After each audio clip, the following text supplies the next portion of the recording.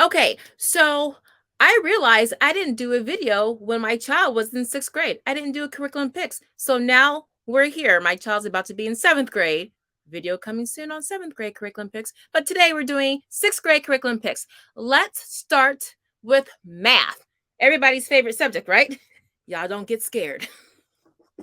This is what we're using for math. Don't turn off the YouTube. Don't turn it off.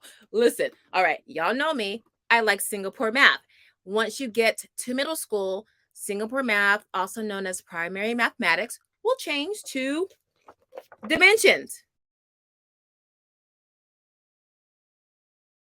Well, let's start with the first semester book, shall we? Dimensions math. This is what it looks like, okay? You have the textbook and you have the workbook, okay? Nikki, do I need that doggone teacher guide? Yes, you do. Do you have a PhD in math, a master's? No? Okay, get the book, get the teacher guide, make your life easy. And the teacher guide is for both semesters, 6A and, that was an ugly hold, right? 6B. But there you are, okay? I will have, if you check, I will have a video. Hopefully when this views, the video will be up. I will do a curriculum review on Dimensions Math 6A, okay? But if you got to see what it looks like, this is what it looks like, y'all. So you still have color if you guys were using primary mathematics, or if you use Beast Academy or any other math program that uses, it's a colorful book. It's not dry. That's what it looks like. Last thing for math, y'all know I was not good in math when I was growing up, and I overdo it with my kids. But everybody should have a math reference book, a dictionary for your kids. Okay, I have about 4 or 5 of these. This one gets used the most. Okay, look at that. Take a screenshot. Let me adjust this so the glare, like a UFO. Okay, get out of here. All right, so there you go. It's back. The UFO is back. And this is what they look like. It's very friendly, very user friendly. It has color, although you can't see much here, but there's color. And then you want to go to the table of contents and kind of find what you need. And it's color coded because I like color coding. All right. So I think everybody should have a math dictionary of your choice to help yourself and your kids out with math. All right. So that's math. Dimensions Math 6A, 6B. Now, quick sidebar, because I already filmed this video. I did not teach Dimensions 6. My child took that class online throughout school, and I was happy to do it. So I will, in a follow-up video, I will list all the teachers my son used on OutSchool, and for Dimensions Math 6, that was one of them. Now, back to the video that I already previously recorded. Let's move over to writing. You know what I'm going to pull out if you are a veteran of this channel.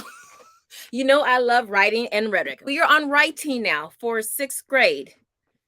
We're using book 7, which is the encomium and vituperation. I always stumble over that, but you can see it right here.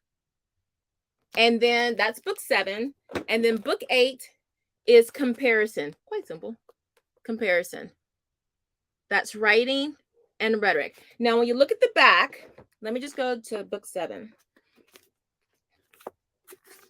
This is the suggested trajectory of when to use the books. Now, most of you know I started my son at 3. I mean, when he was in 3rd grade with writing and rhetoric with Fable, and we would do 2 books a year. Okay. Now, once we skipped book 4, I have a video on why we skipped book 4, the Craya. Once we skipped book 4 and we got to book 5, we went through it pretty quickly because I was cutting out the grammar as my kids had another grammar program, and that grammar was more than adequate. So we were able to move through the books fairly quickly. So for book 7, okay, you're going to do a lot of research prep and just exposure to doing research projects, things of that sort, how to take notes, do essays, a lot more of your academic writing. Okay. So, and I will have a review on each of these books. So that's writing. Now, you guys know I like supplements. Oh, let me show you book 8, comparison. So in this one, you're going to be doing a lot of 6-paragraph comparison essays, expository essays, on all different kinds of levels. Oh, you know, I showed you the book, the back, but so you'll see here. So my son was in 6th grade, and you see here, you can start 6th grade whenever you want to. I had my 7th graders start at book 1 because that's how good the program was. So you can start at any level you want to, okay? If your child is new, put them in book. I got a video on that already out there. Just look up writing and rhetoric on my homepage. But here, when you're looking here, okay, we skipped 4, the Craya. I got a video on that. And then we went here. That was 5th grade. And then here. And then in 6th grade, the research, okay? And then the comparison essay. Okay, so they kind of go together. You're getting into more academic writing, you know, more detailed. You got to do a little bit more research, you know, more information gathering. So it's starting to rev you up and prepare you for high school. Okay, let's move on to reading. Okay, now listen, when you watch these YouTubers talk about their reading picks, just know they're just ideas. They're just something to give you some place to start getting the wheels turning. Okay, y'all know, if you've been following me, my kids love war. Okay, and I believe in reading books at multiple grade levels above my children, because I believe if the story is very worthy and very well written, they can handle it. If they can watch the movies that are out, you know, in the world that are very, you know, like take an Oppenheimer or something like that, you can read the book American Prometheus, you know, which is about Oppenheimer, or Oppenheimer. So anyway, so all that to say, for reading, you're going to see a distinct theme. Okay, y'all know when I do my read alouds, or when I do our reading, I have 2 tracks. I have a read aloud track where y'all need to get this book. Okay, it's a great book. It will help you put together your read aloud collection of books. Okay, I like to have books that we all read together, and then I like to read books where a leisure reading, where they read it on their own. Okay, so this is what we have. This is what my 6th grader read. Now, for middle school, I started all of my kids with The Alchemist. Okay, now this is the chewed up copy, and halfway through, I just happened to find there was another copy available. Really, really nice. Paulo Coelho. And it's a graphic novel, y'all. Graphic novel. Now, this was fairly new because this wasn't around when my oldest son was reading this book, okay? So this is great because if your child is very visual, you can follow the story. Just so, okay? Now, for those of you who like, no, I don't want to deposit images in their head. I want them to develop their own images. Read the book, and then after the book is over, they can just read this at their own leisure. Totally up to you.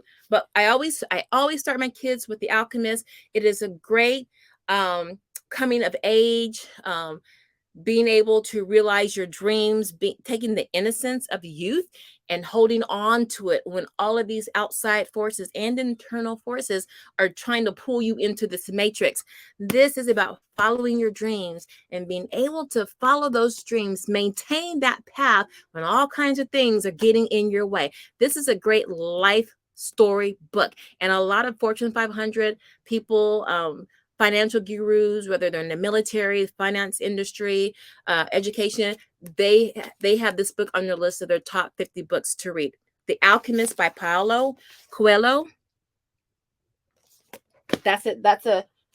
Since 6th grade is such a pivotal point in your child's life, a lot of things are going on with them as they're, you know, hitting puberty and growing up. You want to start depositing all kinds of information in them that they can hold on to when you're not around and when they get older. The Alchemist is a fabulous book. I wonder if I did a book review on that. I'm going to have to. All right.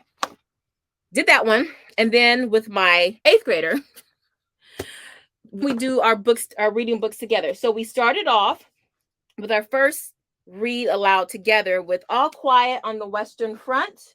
And I have so many copies because so we have All Quiet on the Western Front by Eric Maria Remarque. Okay. This is a very, very beautiful book on, I shouldn't say beautiful, but beautiful in the way that it's told on the real horrors of war. Okay. And it is told from the perspective of German soldiers and what they were going through during the war. And there's a movie out. Actually, there are a couple of movies. This is a very, very good book, but it does have some adult scenes in it. So you have to be aware of that. But if you're into that, there's also the graphic novel version. Okay.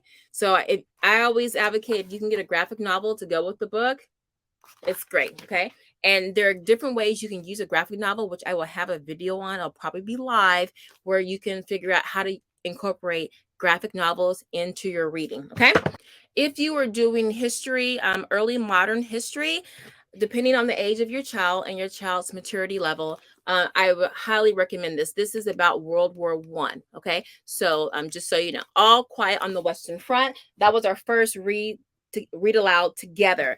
And then we followed that up with then my boys split. And then my sixth grader, he read 1984.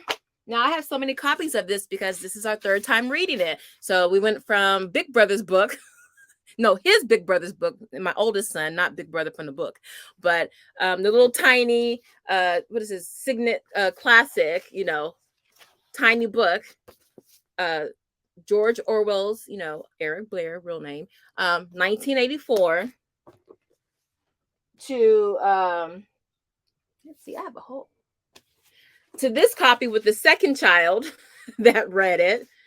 You see the book got wider. And the reason why I'm bringing this up is when you're reading, you know, heavy pieces of literature, how the book holds, that's just a term you use, like how does a book hold in your hand? Meaning the size, how wide is it? How tall is it? How does the paper feel? So my sons seem to like the wider ones versus the smaller ones. Although my other son who has smaller hands, this is perfect for him. So just a side note, but those things, you know, if you're a book reader, those things do matter. But guess what I found, y'all? Oh, shit, 18. Graphic novel for 1984. So beautiful. And the pictures are beautiful, okay? It is a little graphic because it's 1984, so keep that in mind. But that is the graphic novel illustrated by Fido Nesty, okay? George Orwell's. All right, let me just move this along. And if you want to do notes, if you really want to dive into that, I do Spark Notes whenever I can. Lots of great questions, lots of summaries, talks about themes, conflicts, all of those good reading comprehension skills, questions. So I highly recommend grabbing one of these. They're like $4 or $5. They didn't have one for, yes, they did. I'm lying. Why did I get this one? Anyway, I have two versions. So when you're starting to read these literatures, these heavy pieces, and when your child's getting older, I definitely recommend getting something like this to help guide your discussion questions. All right. We read a lot more. I'll just throw them at you. Another version of All Quiet on the Western Front. It doesn't matter which version you get, guys. They're all going to be the same. We read Where the Red Fern Grows. We've had this book forever. He just was going through the bookcase and just pulled it out, started reading it. And this one, Secret of the Andes. I think he read that on one day, you know, eating lunch and then just finishing up. And then we're not done with this book, The Richest Man in Babylon. And then we ended the year. We had some other easy, like leisure stuff in between. And then at the end of the year, we finished with Catch-22, a war book. This is about, I want to say the American bombardiers during World War II and how they were trying to get out of fighting and the Catch-22 that it was, you know, that kept them in the war. So this book is actually funny, guys. This is a funny book, right? So I didn't see any graphic novels for that. So if there is a graphic novel, let me know. But we watched the movie and pretty good. So those are just some of the war theme literature works that we read. Okay, and we did read more, but those were the main ones, the spines, if you will. Let's move on. Science. You know, I struggle with science. We did an online class throughout school, and I will link and do a review on that one. But we also did RSO, Real Science Odyssey, Biology Level 2. Level 2 is for middle school level grades, or grades 5 through 8. Okay. And my kids actually liked it. It was kind of an independent study thing. You know, we printed out all the materials just to keep up with everything. And then they were really responsible. So they didn't do a lot of stuff because they were responsible. They just wanted to look for the cool experiments and stuff. And that's fine. Because at this point for science, I just want the exposure. Okay. So now the only thing I don't like, this baby is huge. I mean, this is like going to the gym. 10 reps right here. 5 pounds. It feels like this is 5 pounds or more. But this is what it looks like. Okay. It's, you know, black and white.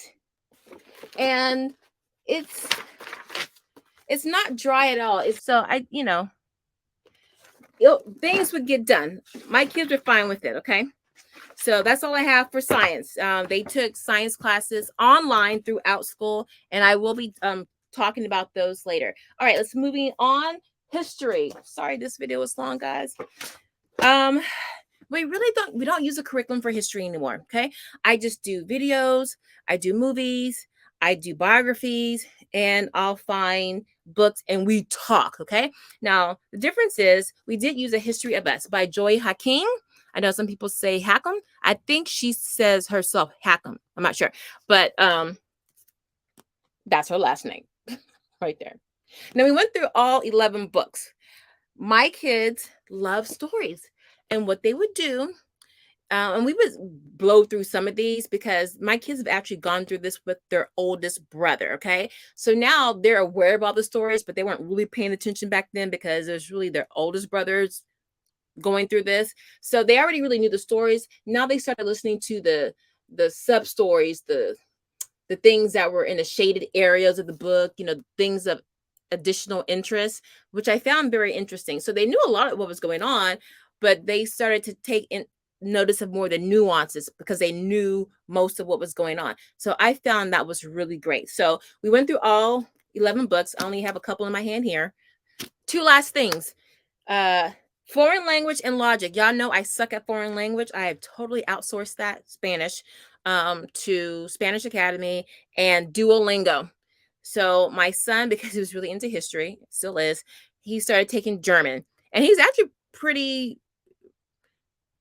good actually, because he was determined to, like, you know, learn it because he's been, you know, studying wars and everything, but not very conversational, but he just picked up a lot of vocabulary, which is guess what he wanted. So but Spanish, and the struggle continues. So I don't have a book to show you because everything was online because mama did not want to deal with it. So Spanish Academy, you can do OutSchool. We did Spanish classes on OutSchool, but if you want foreign language picks and advice from me, I ain't the one. I'm sorry. Y'all gonna have to help me out. All right. Lastly, which will be like an elective, I guess, logic.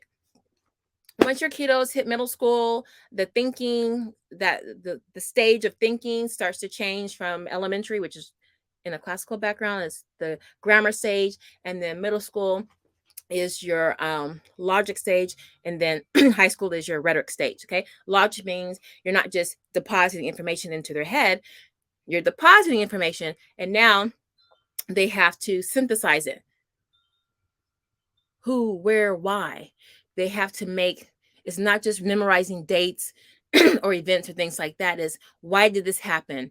You know, what was going on when this happened? How did this happen? So now you're adding logic to it. Okay, now I have 3 logic books. The third book, which is called Bad Arguments, is a personal favorite. It's floating around the house somewhere because my kids love it so much. A book is good when your kids just drag it around the house, to the bathroom, to the kitchen when they're eating, or to the car. It's called Bad Arguments. And the other 2 books that I have in my hand are Logical Fallacy Monsters. Okay, It's an illustrated collection of logical fallacies. This is a second favorite, okay? You know, I like story-based learning. This is it, okay? Because fallacies can get a little, you know, hard to understand sometimes. That's why we get tricked in society, okay? Look at that. You get pictures, you get examples, and the pictures and everything are pretty memorable. And they do fallacies based on monsters. so if your kiddo is into that kind of thing, they'll definitely love logical fallacy monsters. They have some nicer looking monsters, like she's cute. Okay. And then you'll have y'all, this is a really funny book. This and Bad Arguments are really funny books. Look at that. Okay. So you know that making a connection with a picture also solidifies your memory, okay? What you're learning. So the fact that they have the monsters and they have other pictures that are catchy, it's really easy to make that association and then recall that information. And then the other one, which is a little bit more involved, it's the field guide for clear thinkers, the amazing Dr. Ransom's bestiary of adorable fallacies, or bestiary. Not bestiary, sorry, y'all. And so they don't play. Judging, you can tell by the table of contents, but it is thorough. It gives you discussion questions. I'll just show you an example. And again, I will be doing reviews on that. Okay. Now they have little pictures and stuff, but not anything like the monsters fallacy book. All right. So you have this. And then at the end of the fallacy, the little story, they give you some discussion questions, which I think are great. And then you have exercises. So if you wanted to make this a curriculum, you absolutely could. You absolutely could. And when I do a review on this, you'll see how, okay? So this is more like a textbook. You have discussion questions and you have exercises, okay? So there you go.